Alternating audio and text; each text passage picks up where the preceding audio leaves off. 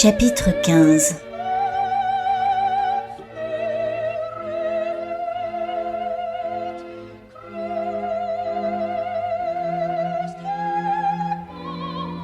Port Caris.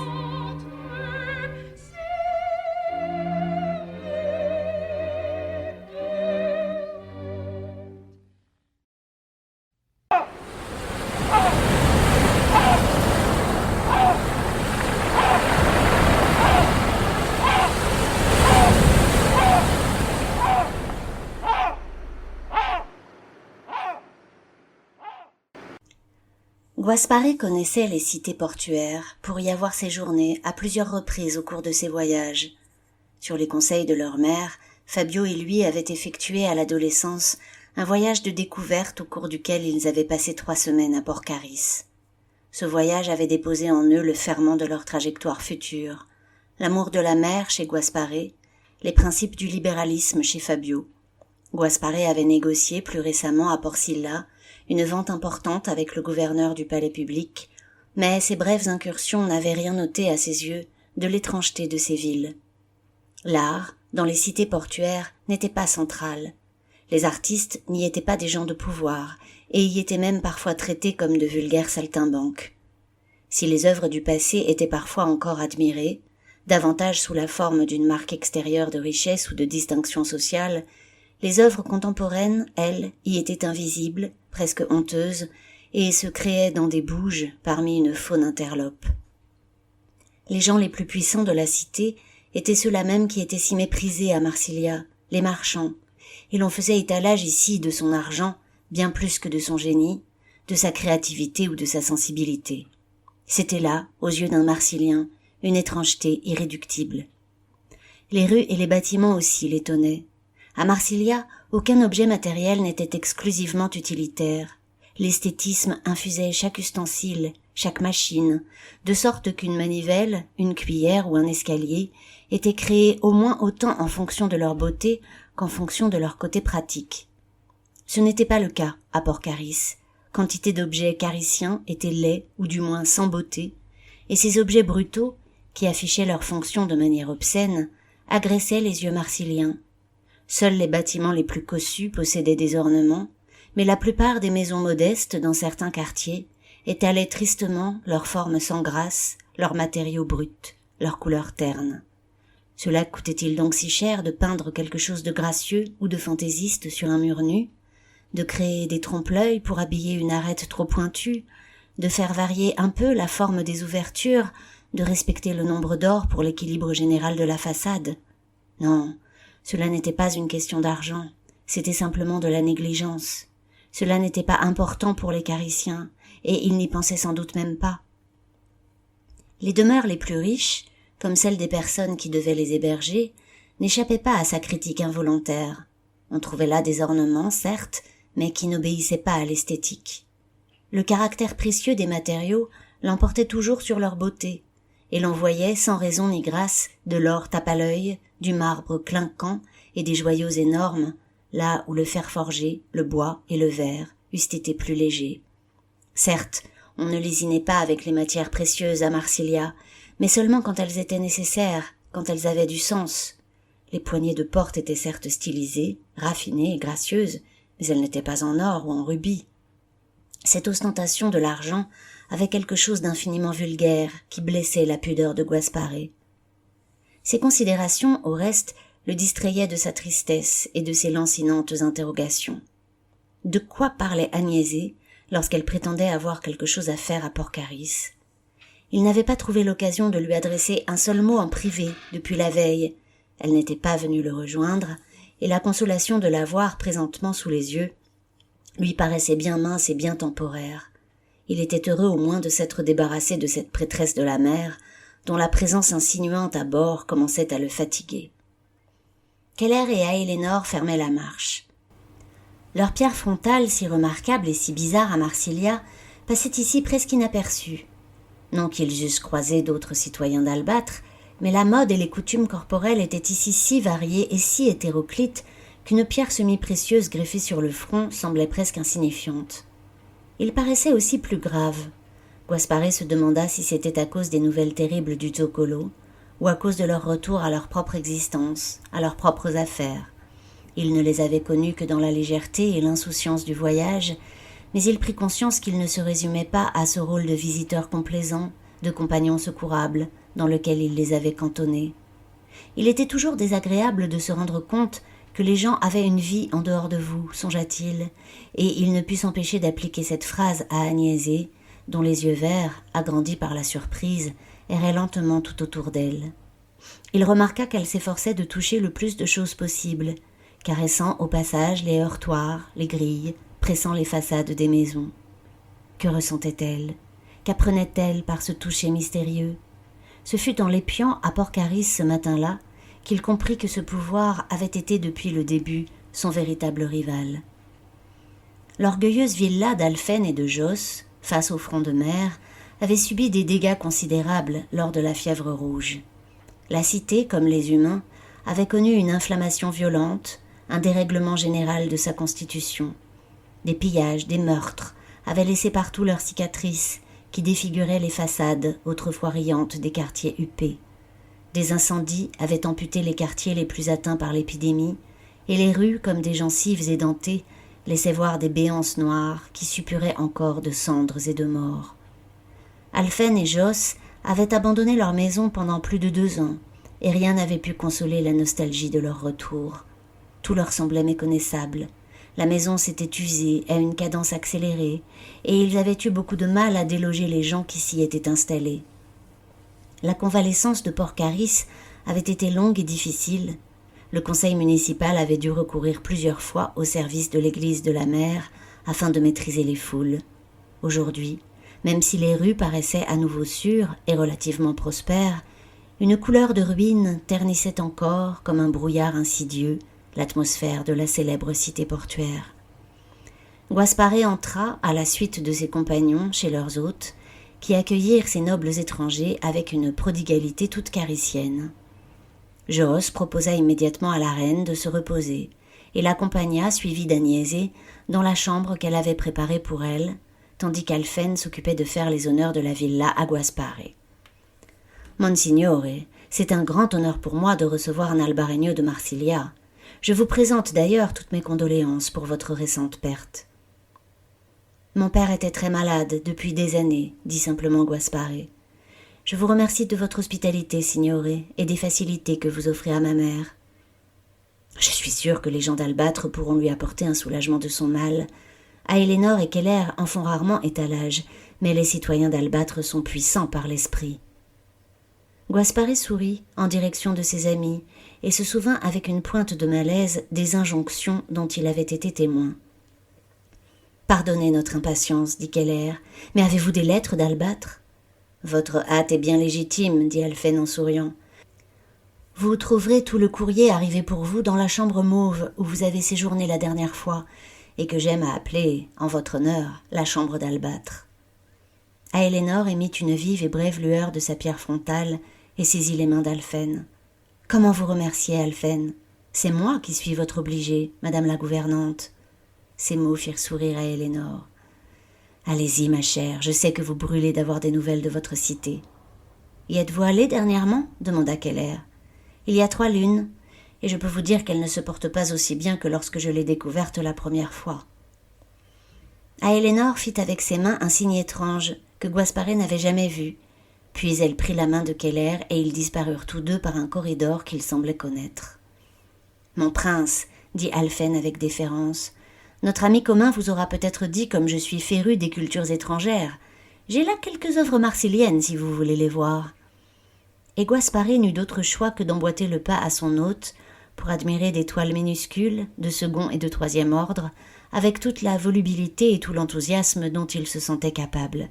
Devant la collection de partitions, il n'y put tenir davantage. « Signore, vous n'avez presque pas besoin de visiter Marsiglia avec tous les trésors que vous avez là. Mais pardonnez-moi, je m'inquiète fort de ma mère et vais devoir me séparer d'elle bientôt.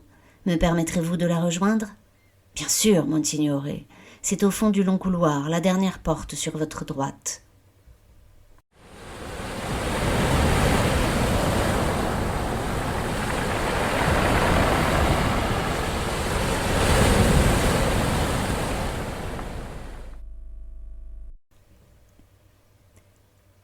Lorenza était en tenue de nuit, adossée à des coussins brodés.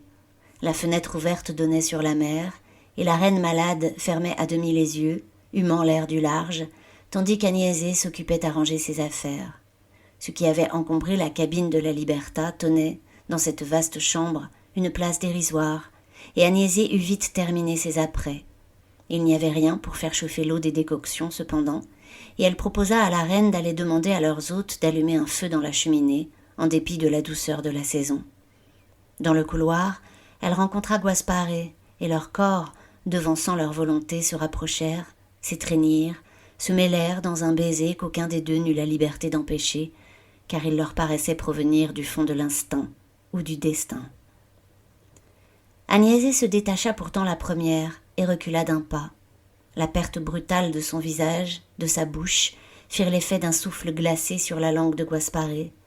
Il avait envie de retourner vers elle, en elle, et ne se sentait capable, si elle le repoussait, que de pleurer. « Gaspare, tu dois aller voir ta mère et lui annoncer ton départ. Tu dois lui dire que tu rentres t'occuper de Marsilia. Je t'en supplie. »« Tout ce que tu voudras, » dit-il, vaincu, et il essaya de s'approcher à nouveau. « Mais promets-moi que tu viendras avec moi. »« Je viendrai, oui, » dit-elle. Gaspare voulut l'étreindre à nouveau, mais elle se ressaisit et partit, comme elle le faisait toujours, d'un mouvement preste, glissant et presque aquatique. Gaspare entra dans la chambre maternelle, chavirée et déjà presque au bord des larmes. Elle était là, figée, qui semblait l'attendre. Lorenza, pour lui, n'avait jamais eu de vie propre.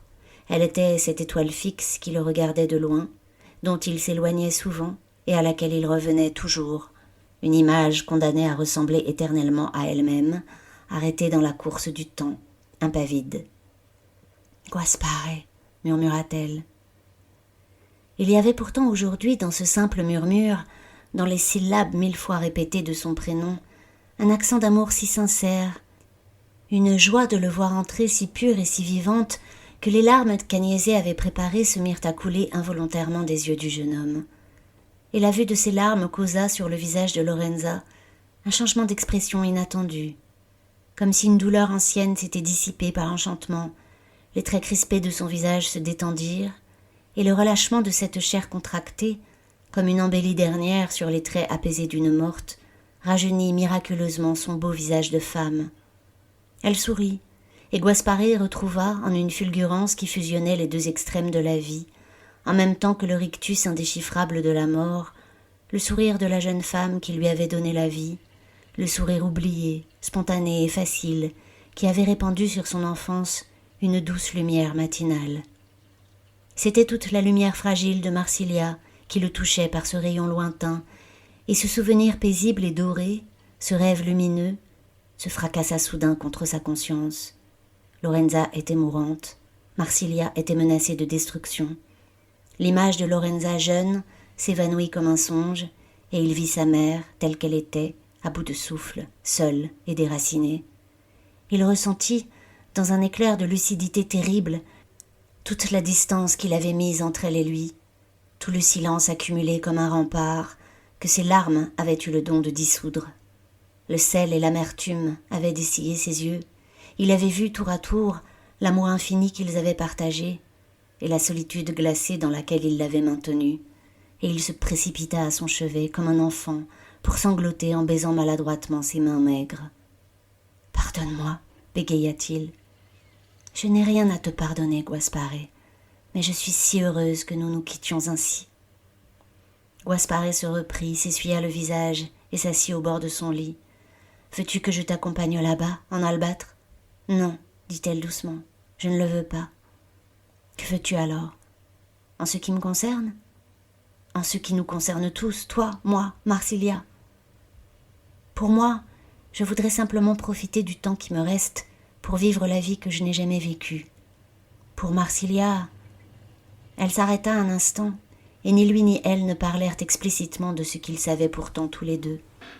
J'espère qu'elle ne fera pas naufrage. La métaphore engageait doucement Gaspare à se considérer comme le capitaine de cet autre navire, mais sans autorité.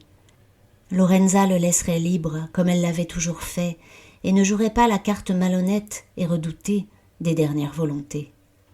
Dois-je y retourner, mère ? Lui demanda-t-il un peu éperdu. La question ouvrait en Lorenza un abîme de douleur dans lequel elle ne souhaitait pas plonger les yeux. S'il retournait à Marsilia, il s'exposerait à la mort, et la mort de Guaspare était la chose au monde qui lui faisait le plus peur. Mais ne pas y retourner, c'était abandonner Gemma, Fabio, Lazzaro et tous les autres, les abandonner à leur inconscience. « Je n'ai pas envie de te répondre, mon fils. Je t'aime tant, je t'ai tant aimé. Mais je vais le faire quand même. Oui, je pense que tu devrais y retourner sans tarder, au moins pour Gemma. » Guaspare, qui s'attendait à cette réponse, hocha la tête et lui fit un sourire. Ses yeux clairs, comme un ciel dégagé de ces nuages d'hiver, avaient retrouvé leur éclat printanier de jadis. Comme il était beau, ce fils aimé. Lorenza caressa son visage et sécha les larmes qui y étaient restées. « Tu peux me laisser maintenant, dit-elle. J'ai besoin de dormir. » Guaspare embrassa à nouveau ses mains et eut un unique et bref sanglot au moment de se relever. « J'espère revenir te chercher quand tu seras guéri. » Elle sourit. « Je l'espère aussi, mon fils, et je sais que tu viendras me chercher, même si je ne suis pas guéri. » Guaspare hocha la tête et composa sur son visage une expression sereine et presque légère. « Essaie de vivre, maman, pour voir toutes les peintures que je te dédierai. J'emporte avec moi le souvenir de l'aube sur la mer. C'était le plus beau cadeau qu'on m'ait jamais fait. » Guaspare ne pensait pas pouvoir conserver longtemps son empire sur lui-même, et il adressa à sa mère, avant de sortir, un ultime regard, où passa entre eux, comme le rayon vert qu'ils avaient si souvent attendu ensemble dans la tendre enfance de Guaspare, sur les terrasses du palazzo, la beauté muette, bientôt dévorée par la nuit, d'un sentiment épuré des vicissitudes du passé comme de celles de l'avenir, et qui brillait, dans ce crépuscule, d'une couleur unique et presque irréelle.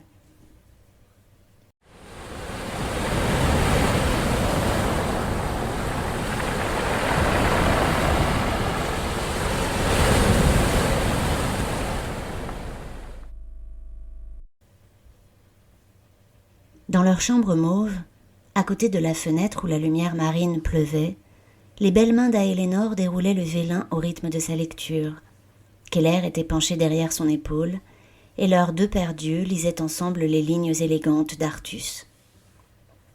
« Je me décide enfin à vous écrire, après avoir longuement hésité, mais il me semble aujourd'hui que la situation m'a si totalement échappé que je suis obligée de déposer mon fardeau. Les premiers temps, l'esprit de Knox a conservé l'humanité fragile qui s'était enracinée en lui, malgré la terrible contrainte mentale et l'isolement auquel il avait été soumis. Le lien entre nous, antérieur même à notre naissance, a maintenu et ranimé de loin en loin une petite flamme, une flamme timide, qui a toujours menacé de s'éteindre, que j'ai gardée avec difficulté pendant toute mon enfance. Le changement qui s'est opéré en son esprit au moment de la transsubstantiation est probablement impossible à imaginer. J'en ai perçu des bribes, comme des coups d'œil furtifs jetés au fond d'un gouffre, dont la hauteur vertigineuse défie le regard. Je parvenais à communiquer avec lui. Rappelez-vous comme il a détruit le mur chaque fois que je le lui demandais. Mais cette communication, qui n'était plus étayée par rien d'humain, par aucun lien social, par aucun langage articulé, par aucun passé partagé, par aucun avenir commun, cette communication a fini par s'affaiblir. Je pouvais encore sentir sa présence, comme un grand vent sauvage balayant la cité, dont je percevais les brusques rafales, les accalmies et les tempêtes spirituelles. Mais cet esprit était-il encore celui de mon frère ? Combien de temps une conscience humaine peut-elle demeurer hors d'un corps humain ?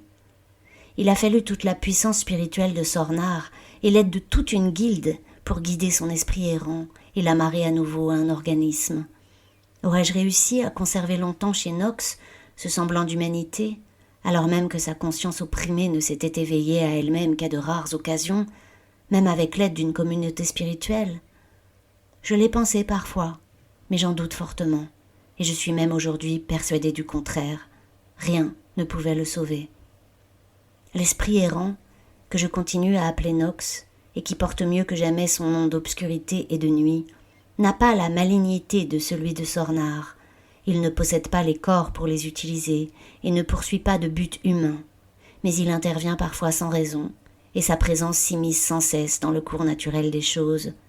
Il s'incarne tour à tour, en nappes de brume en plein midi, en nuées affolées de papillons rouges, en coups de tonnerre à répétition en provenance de la montagne, en éboulements, en arc-en-ciel.